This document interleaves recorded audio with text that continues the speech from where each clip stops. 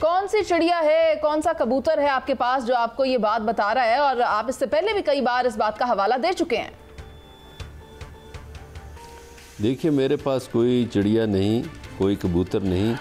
मैं इंसानों से बात करता हूँ और इंसानों की बातों पर यकीन करता हूँ, चिड़ियों तोतों की बातों पर यकीन नहीं करता। देखिए, हालिया जो पाक भारत कशीदा सूरत हाल हुई, उसमें पहला भारतीय हमला 7 और 8 की दरमियानी रात हुआ, फिर दूसरा हमला जो है वो 9 और 10 की दरमियानी रात हुआ, जो बड़े हमले, जिसमें बड़े हमले, सही कह रहे हैं, बड़े हमले। अच्छा, अब आप ये देखिए, ये तो 22 अप्रैल से काम शुरू हो गया था ना, जब पहलगाम हुआ, तो उसके बाद कशीदगी हो गई। मैं बात को मुख्तसर करता हूँ। उस कशीदगी के बाद देखिए, बहुत से हमारे सोचने वाले सोचते हैं 70% पाकिस्तान की यूथ है, और यूथ आपको पता है, हमारे नाजरीन को पता है किसके कहने पर चलती है या किस में कौन यूथ में ज़्यादा मकबूल है। तो फिर ये 2 मुलाकातें हुई। इसमें मैंने फिर 6 तारीख को एक ट्वीट किया था, उसके बाद 8 तारीख को मैंने एक किसी टीवी प्रोग्राम में ये बात की, फिर 15 को ज़ुबैर अली ख़ान ने कुछ बातें की और 16 को नजम सेठी साहब ने कुछ बातें की। अब रात फिर मैंने एक ट्वीट किया और उसमें यह ज़ाहिर है पीटीआई के बाकी लोगों का भी तज़किरा था, उनके बानी चेयरमैन का भी तज़किरा था। टाइम ख़त्म हो गया सर। कि वो ईद से पहले कानूनी रास्तों के ज़रिए ठीक है रहा होंगे। और मेरे बाद कोई 5 घंटे बाद ज़ल्मे खलीलज़ाद ने भी इसी तरह का ट्वीट किया। ठीक है शहजाद, मैं समझता हूँ कि इस वक्त पाकिस्तान को इत्तेहाद की ज़रूरत है। सर ठीक है, अब शहजाद भट्ट साहब की राय ले लेते हैं। और देखिए मुनीज़, बात ये है, जो हम अखबारों में होते थे ना, इन जैसे सीनियर अफराद के साथ एज अ चीफ रिपोर्टर काम किया करते थे। एक साहब होते थे शेख रशीद साहब, वो हमेशा कहा करते थे अपनी प्रेस कॉन्फ्रेंस से पहले, ईद कुर्बान से पहले बड़ी कुर्बानी होगी। केड़ी कुर्बानी, केड़ी ईद, हुण केड़ी ईद है, ए छोटी आई नहीं, तुसी वड्डी ते लै गए हो, वड्डी लंघ गई तो वड्डी आ गई। और यार समझिए, बात पे गौर करें। पाकिस्तान में एक्स शूटर पर 1 साल की पाबंदी लगी थी, यू रिमेंबर? I remember. 2024 में प्लेटफॉर्म जो था वो बंद कर दिया गया था, यू रिमेंबर? अब तीसरी बात पे चले जाएं। पाकिस्तान में एक्स को 6 और 7 मई की रात खोल दिया गया है। ये है ताजा हवा का ठंडा। Ask you, do you remember के इसी ट्विटर के ऊपर वजीर आजम साहब और वज़रा वीपीएन लगाकर पोस्टें लगाते हैं? ओ यार, वो एक गिला का बात है ना, रिलेटिव नहीं ना करती मुनीज़, ना ऐसे ना टोका है। वो नहीं, वो गल हो रहे है, गल हो रहे, कोई गल नहीं, कोई गल। बात ये है, बात वो 2:30 बजे नमाज वाली बात भी लैदा है। वो भी लैदा है ना, देखो ना, सारी गल्लां खिचड़ी ना बनाओ, मजा लैंदे हो।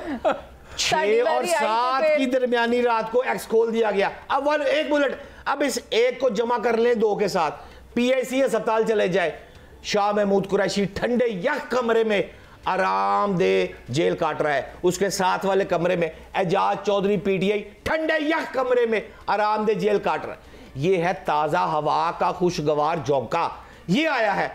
अब ये आया है यहाँ तक, यहाँ तक सेकंड आप ले लें मेरे। अच्छा, वाइंड अप नहीं करने देंगी तो फिर मैं कैसे बात करूं? 10 सेकंड आप ले लें। कैसे बात? अब बीच में आप बोल जाती है, फिर मैं क्या कर सकता हूं? अगर आप नहीं कहना चाहते तो ठीक है, मैं नहीं करना। सायरा जी आप बता दें, आप इस बारे में क्या कहना चाहेंगी? भट्ट साहब ने अपना टाइम गिव अप कर दिया। भट्ट साहब को ठंडी हवा के झोंके, आपको भी वो लकोट लखपत में एसी चलाकर बिठा के ठंडी हवा के झोंके दिलवा दे क्या? यहाँ पर तो बैठे बैठे लोगों को घर से खाबे मिलते थे, वो तब भी ना बर्दाश्त कर सके और साइन करके ये जा वो जा, बंदूकें सीधी कर ली है, निशाना किधर है? देखिए, मेरी ये बात करने का मौका नहीं दिया गया, मेरा एहतजाज रिकॉर्ड करे। मैं मजहर बरलास की खबर को सेकंड कर रहा था कि जो खबर उन्होंने दी है, उनके हद तक सीनियर मोस्ट आदमी है, वो ठीक होगी। But my point of view कि ये ठंडी हवा का जो ताजा झोंका अडियाला जेल में कैदी नंबर 804 को जा रहा है, हाँ ये खबर ठीक है मजहर बरलास की कि ये निगोशिएशन हो रही है यहां तक, लेकिन सवाल ये है सियासत के नाम पर अगर कोई इंतशार करेगा तो वह ये मत सोचे कि इस तरह चलेगा, फिर ये रिलीफ बंद हो जाएगा। आप आए सियासत करें, उस तरह की सियासत करें जिस तरह की सियासत 2018 में प्राइम मिनिस्टर बना था। आप सलमान आबिद साहब का टाइम ले रहे हैं। ये है कि अगर कोई सीज फायर होने की कोशिशें हो रही हैं पाकिस्तान के पॉलिटिकल सिस्टम में और जो अदम इस्तेकाम है उसको ख़त्म करने की कोई कोशिश हो रही है, तो हमें तो उसको अप्रिशिएट करना चाहिए। बात है, अप्रिशिएट करना चाहिए, क्योंकि पाकिस्तान तो इस किस्म की लड़ाई का मुतमईन नहीं हो सकता। जो इस वक्त हमारे इलाकाई चैलेंजेस हैं, जो आलमी तनाजुर में हमें इस वक्त चैलेंजेस दरपेश हैं, उसमें तो कौमी यकजहती होनी चाहिए। तो अगर ऐसी कोशिश हो रही है मैं तो उसकी हिमायत करूंगा। लेकिन सवाल ये है कि हम इसको हर चीज को डील और डील के साथ क्यों देखते हैं? हम ये क्यों नहीं सोचते कि भाई कुछ चीजें ऐसी हैं जो अपना वक्त पूरा कर चुकी हैं और अब उनको आगे बढ़ना है, वे फॉरवर्ड की तरफ जाना है। आप कब तक एक सियासी जमात को बंद रखेंगे? आप कब तक एक सियासी जमात का रास्ता रोकेंगे? आपको बहरहाल कोई रास्ता तो निकालना है ना। तो अगर वो रास्ता निकल रहा है, और देखिए बड़ी मेच्योरिटी का मुजाहरा भी किया है पीटीआई ने, और पीटीआई ने इस वक्त जो है जो कौमी यकजहती के अमल के अंदर साथ दिया है, हुकूमत का और फौज का साथ दिया है, कौम का साथ दिया है, तो हमें इसको अप्रिशिएट करना चाहिए। और अब ये सीज फायर खत्म होना चाहिए। जहां तक ये रह गई बात शाह महमूद कुरैशी की, इजाज चौधरी की, महमूद रशीद की, वो भाई वो 2-2 साल से अंदर है यार, वो 2 साल से उनको एसी नहीं मिला हुआ। अगर चंद दिन के लिए वो अस्पताल आ गए हैं तो वो आपसे बर्दाश्त नहीं हो रहा यार, तो इसको बर्दाश्त करें। और अभी शाह महमूद कुरैशी तो 2 दिन पहले आए हैं अस्पताल में यार, इससे पहले तो वो जेल के अंदर ही बैठे हुए थे। तो इसलिए मेरा ख्याल है कि सियासी तलखी खत्म होनी चाहिए पाकिस्तान में। और वजीर आजम शहबाज शरीफ साहब ने इन्वाइट किया है ना, दावत दी है कि जनाब हम आके बैठ के बातचीत करना चाहते हैं, तो बातचीत करें, लेकिन उसका एजेंडा वाजे हो, सियासी तलखी खत्म होनी चाहिए।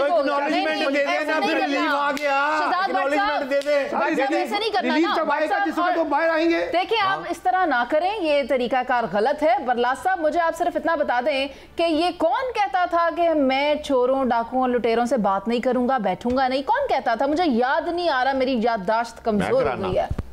नहीं तो कब की है उन्होंने बात? जो कहता था उसने तो बात नहीं की, वो तो और लोगों से बात कर रहा है, वो तो उनसे बात नहीं कर रहा जिनको वो कहता था। मसले की निशानदही कर दी। और वैसे मुझे ये बता दीजिए कि कोई अगर चोर हो या डाकू हो या लुटेरा हो तो उसके मतबादल अल्फाज कौन से हैं? उसको डाकू ही कहना चाहिए, चोर ही कहना चाहिए। ये हमारे साथ सायरा बानो हैं, इनसे पूछ लीजिए सिंध में क्या हाल है, कौन सा सिस्टम चलता है? किसी दिन सिस्टम पे भी बात करें। सिंध में कौन सा सिस्टम है?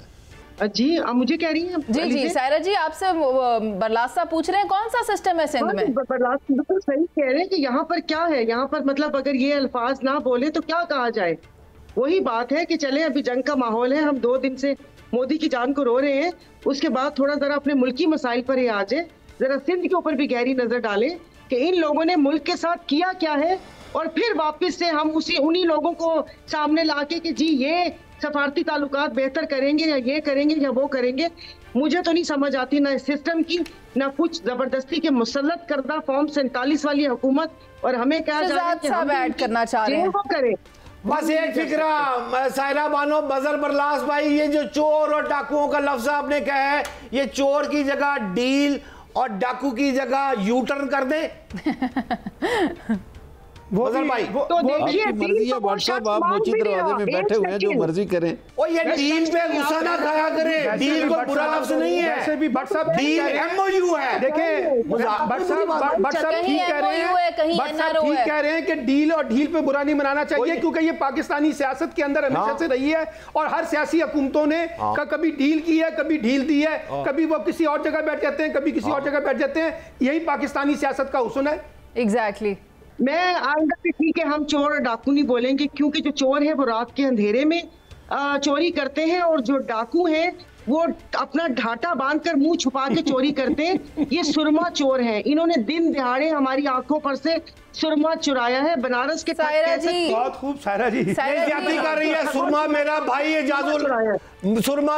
एजाजुल हक का वालिद मोहतरम जियाउल हक साहब लगाया करते थे। सुरमे की बात ना करिए। इस सेगमेंट के अख्ताम की तरफ भी बढ़ना है हमें। सायरा जी ने बहुत सी वो बातें कह दी जो हम कह नहीं पा रहे, लेकिन सायरा जी ने कह दी है।